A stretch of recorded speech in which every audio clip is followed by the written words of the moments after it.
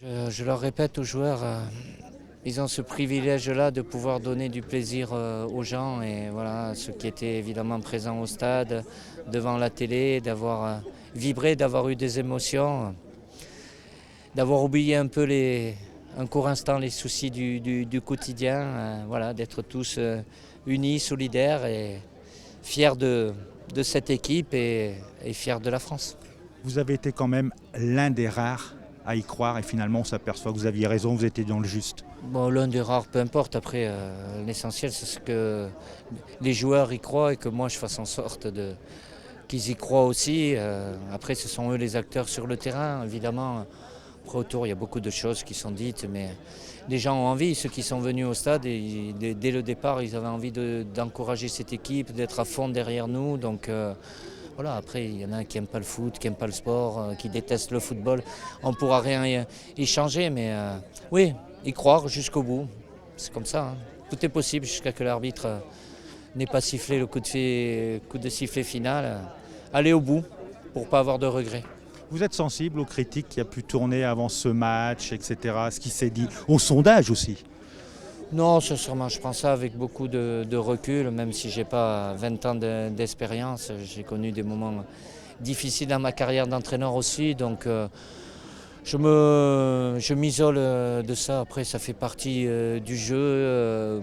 La seule chose que je regrette est que les gens qui sont dans les médias ne se rendent pas compte de l'agressivité qu'il peut avoir, pas tellement même sur nous, bon, moi ou les joueurs, mais on est prêt à ça, quoi. Mais il ne faut pas oublier que voilà, on a de la famille, des amis, et eux ils prennent ça en pleine face. Donc ça vient certainement, je ne veux pas faire le procès de la presse, mais de la multiplication des médias, mais il y a une agressivité qui est vraiment excessive. Autant c'est magnifique qu'on gagne, mais il faut rester quand même mesuré en toutes circonstances, parce qu'après, c'est pas facile, hein, quoique c'est facile de retourner sa veste aussi, mais bon. Hein.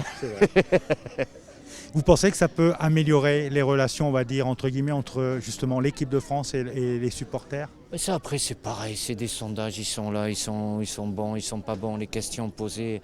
Il y a 65 millions de Français, évidemment qu'il y en a une grande partie qui n'aime pas le sport et qui déteste le football et peut-être les footballeurs. Mais quand je vois les 80 000 qui sont venus au Stade de France, il y a 13 millions devant la télé.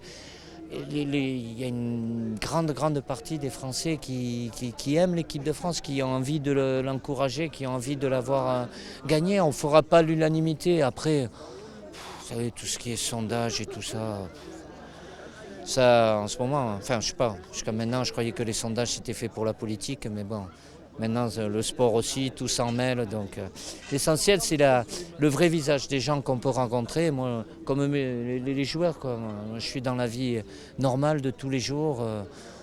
Les gens ils sont heureux, ils sont contents, ils sont à fond derrière nous. Alors ils doivent exister, certainement ces gens qui n'aiment pas, qui détestent. Je ne sais pas où ils sont, je ne sais pas où ils vivent, mais ils doivent être par là sans doute. Mais ce n'est pas le plus important, je préfère de toute façon voilà, regarder et donner des sentiments à ceux qui voilà, ils sont derrière nous. Et puis après, ça fait boule de neige aussi un petit peu.